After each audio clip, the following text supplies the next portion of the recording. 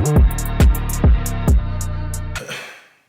guys, we're back for another video. So last time I did some of these more just like me sitting down talking about stuff videos, I got some really good feedback. You guys seem to like them, so we're gonna do some more today. First video I wanted to do, someone actually asked me this the other day and I was like, man, this would be a great idea for a video. So that is just 5 things that I wish I knew before I started bodybuilding. So yeah, let's get into it right away. So number 1 would be that steroids aren't the end-all be-all to bodybuilding. So that was definitely a realization I came to very early because admittedly I started using steroids way too early in my bodybuilding career. It was a valuable learning experience that now I've been able to, take and kind of spread the knowledge and the bad experience I had doing that to like other younger guys that are getting into bodybuilding now. But yeah, I basically was just under the misconception that if I was going to do a bodybuilding show, I had to do steroids. So when I started getting ready for my first show, I started taking some stuff under the advice of people who didn't know what they were talking about. And nothing really like bad happened to me or anything like that. I just, if I had my time back, I wish I just tried to get a lot more out of bodybuilding naturally, because I think I started using steroids way before I reached my natural potential because I didn't have the knowledge about training, nutrition, supplementation like I should have before I started doing those things. I was just kind of, I don't want to say peer pressured in any way, but I was just influenced, I was easily influenced. I was only, 19, 20 years old when I started taking some stuff. And yeah, that was a valuable learning experience because I took the stuff, I still got a coach, did my first prep, did the diet, suffered through it, never cheated, did everything else like right to a certain extent, for my first show. But I, looking back, I feel like, if I just had to take the time to build a better foundation naturally, rather than just like jump on drugs and think that they're going to make me look like this awesome bodybuilder just because I was taking steroids doing a bodybuilding show. I think I would have probably looked better, if I just had to do things right naturally.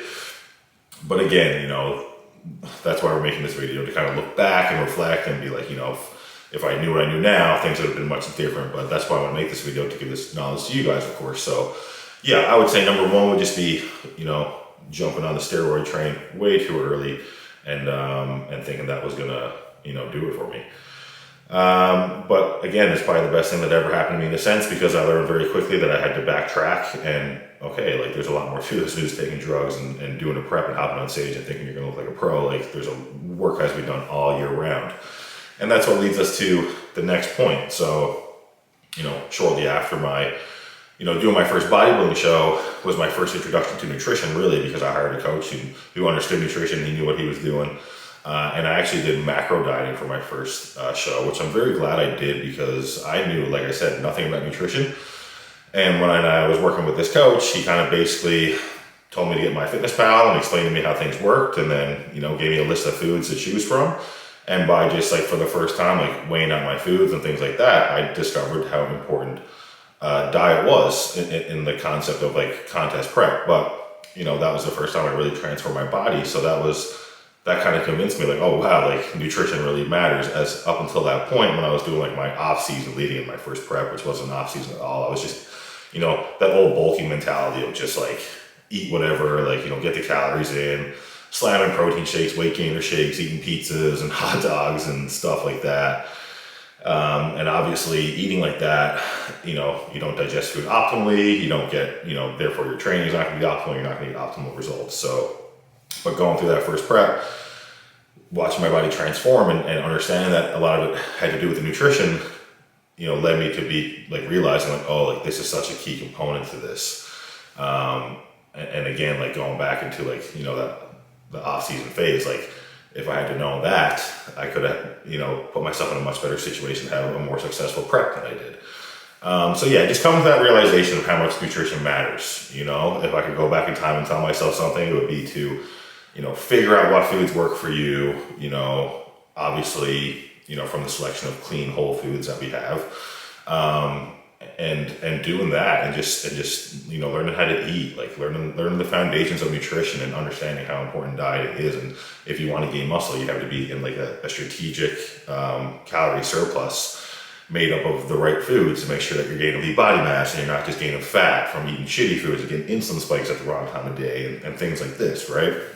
So, and it goes both ways. Like, obviously doing the contest prep taught me a lot about being in a calorie deficit and trying to slowly lose body fat over time and how important, dieting is and having a good selection of nutritious foods, because obviously if we're in a calorie deficit, we're already in a deficit of macronutrients. We don't want to be in a deficit of micronutrients as well. So that's something else I discovered was, again, with eating whole healthy foods, that, if I'm depriving my body of energy, I need to give it like the micronutrients, the vitamins and minerals to stay healthy while I'm going through this process. So so basically learning about food, was huge. And once I did that, I started making more progress than ever, right? So yeah, dieting, how important food is. That would definitely be number 2 on my list of things I wish I knew.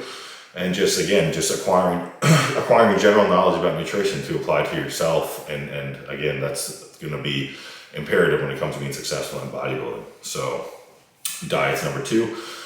Number 3 would be training. So this one took me a while to wrap my head around, guys.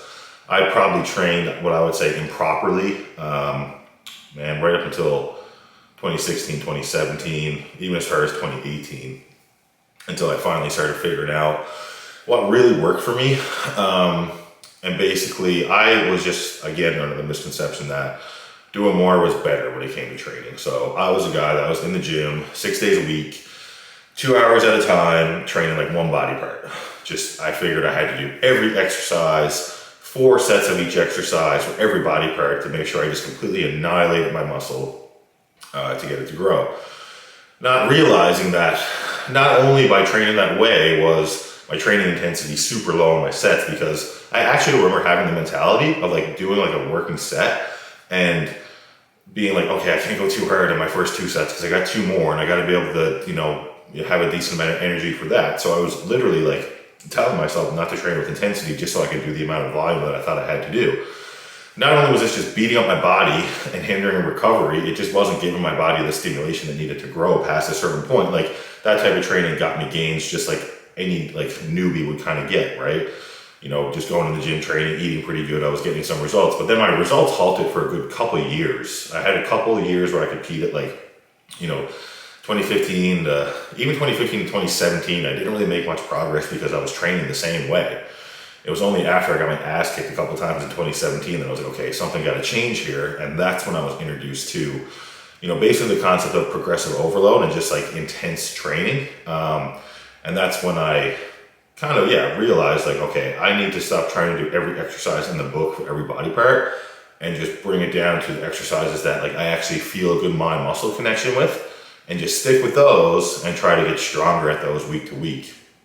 And then I kind of brought in then I also figured out training 6 days a week was not conducive because I wasn't recovering from my workouts. So basically just educated myself on recovery and started to kind of learn more about the way Dorian H trained, prime example, and a lot of other guys that took after him, and seeing the success that they were having with just, like I said, sticking with the same exercises week to week, not trying to have all this crazy variety, finding exercises you have a good mind muscle connection with, building good technique, building good form, and then trying to progress week to week with my weights, keeping form and technique perfect on those exercises. So when I started doing that is when I started getting really good results from my training, and that's something that obviously helped change my physique tremendously when you combine that with nutrition. So yeah, training would be number 3 for sure. Number 4, I would say, just not to be as reliant, like in my very beginning of my bodybuilding like career, I guess if you want to call it, super reliant on like supplements, right? Like I said, I was doing those weight gainers and stuff like that, trying to get my calories in that way. And I was spending a lot of money on, like test boosters. And guys, you got to remember, this was back like 2012, 2013. So there was a lot less knowledge about supplements like in general. So there was a lot of supplements out there that we didn't really understand, but we just thought they were good and they were gonna help us get huge. And like there were certain like, bottles of pills that were in the back of the supplement store that were like super expensive. And like, they were basically like, we thought they were steroids, like to a certain extent, or as close as you could get to steroids without actually taking them. So we were spending our money on all these kinds of crazy test boosters and stuff that I'm sure a lot of the ingredients that were in those are like banned today. So, and just thinking that if I went to the supplement store and stocked up on all the supplements and took all the shit that the pros took, that I was going to have a pro physique. completely disregarding, how important training and nutrition and the consistency in two of those things were, and how much more important they were than the supplements. Like, I literally had myself convinced that I could, have a shitty diet, but if I took all these supplements that it would make up for it. And obviously that's not the case. We now know that supplements are just to supplement a diet. So if your diet's not perfect, then what are you supplementing, right? Your nutrition has to be in place. You have to figure out, okay, what's missing from my nutrition? And that's where the supplements come into place. You just use nutritional supplements to supplement things you aren't getting from your diet. So once I kind of came to that conclusion, understood that concept, I started only spending money on the supplements that I knew I needed and were like actually helping me. And then when I ended up finally working with Jack Factory, and I got to be with that company from the very beginning, I got to have some input on like what supplements like we should have as a brand, and like, what works and what actually helps with muscle recovery, and what ingredients have in a pre-workout that actually help with focus and energy and don't just make you feel jittery and ruin your workout, right? So being able to work with those guys and have some input on, what those supplements, the Jack Factory supplements consist of, has been awesome. It's helped me learn even more about supplements, and that knowledge has helped not only me and my bodybuilding, but all the clients that I have now, making sure that none of my clients use any bullshit supplements, and just stuff that works. Because I want to make sure that if my clients are spending money, that it's just not going to waste on garbage and stuff they don't need, right? So yeah, that's something else. That would be number 4. If I could go back to my baby Mo when he first started bodybuilding, I would, give him a good talk about the supplements and not to waste his money. Spend more money on chicken breast and rice and less money on test boosters that probably do, fuck all. So that's number 4. Number 5 would be to work with a coach in the off season. Back in those days, it was kind of just like, you would just get a coach when you were getting into contest prep, and you would hope for all the magic to happen in that period. That 16, 20-week period, you would get a coach. And, I went through a few coaches back in my younger days, just trying to figure out, which coach had the secrets that was going to give me the perfect look to win a bodybuilding show. Again, knowing everything I know now, I understand that prep is literally just a process of shedding body fat and trying to keep as much muscle as we can going into a show. It's, it's really just about being in a small calorie deficit, eating the best foods that you can for your digestion, and doing a little bit of cardio when needed, just keep yourself in that calorie deficit for that period so that you come into the show shredded, right? So of course you do need a coach for that. You need someone you work well with. But, when I finally got a coach for the off season, for the first time, that's when I saw oodles of progress, because I think a lot of people, especially early on in your bodybuilding career, it's very easy, again, because you don't really want to believe how hard this is and how much it takes, and how it really is a 365-day-a-year thing. Like, it would be very nice if we could all just kind of goof off in the off season, just, train when we want, eat what we want, not prioritize rest because it's the off season, and all that stuff only really matters when we're in prep getting ready for a show. But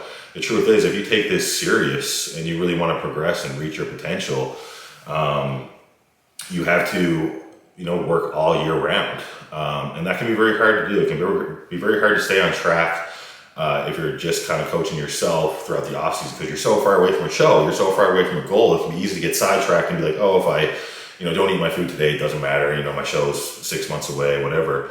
But when you have a coach and you still have to check in with him every week, and your weight is supposed to be going up by a pound or 2 every week, and they're expecting to hear about strength gains you're making in the gym and all this stuff, you're a lot more likely to follow a set plan to actually help you progress.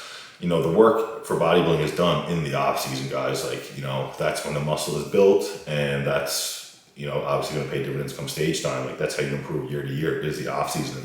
And I'm telling you from personal experience, like, if you want to do anything with the sport, you actually have to take your off season as serious as you do contest prep, or you just won't get anywhere with it, because there's other people that are, So once I got a coach, got an off season plan, took it just as serious as prep, like got my meals in no matter what, got my training in 5 days a week, kept track of my weight to make sure I was progressing on the exercises I need to progress on to build up that part of my body.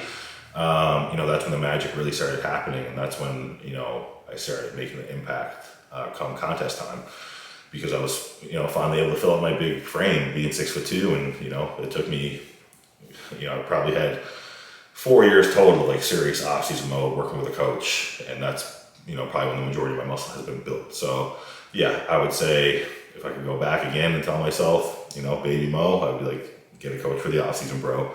You need the accountability, because I'm that guy. And that's why right after I finished nationals, where I won my pro card back in September, I tried to take 2 weeks off and try to let myself relax, but I couldn't. I kind of felt lost without a plan. So I hit my coach up a week after the show. I was like, listen, like, I need structure. I need to be on a plan. Otherwise, I just feel like, you know, nothing I'm doing has a purpose, right? So I know that about myself. I've identified that about myself, that I need a coach in the off season to progress. I need to be accountable to someone, just like I am in prep. And especially for me personally, you know, and this is for a lot of people too, you know, seeing the scale go up can mess with your head a bit, because, you know, especially, you know, when you're trying to gain weight, you're trying to gain muscle, but it can be hard to judge if you're gaining body fat or gaining muscle. And you know, obviously we try to gain as least body fat as possible being bodybuilders.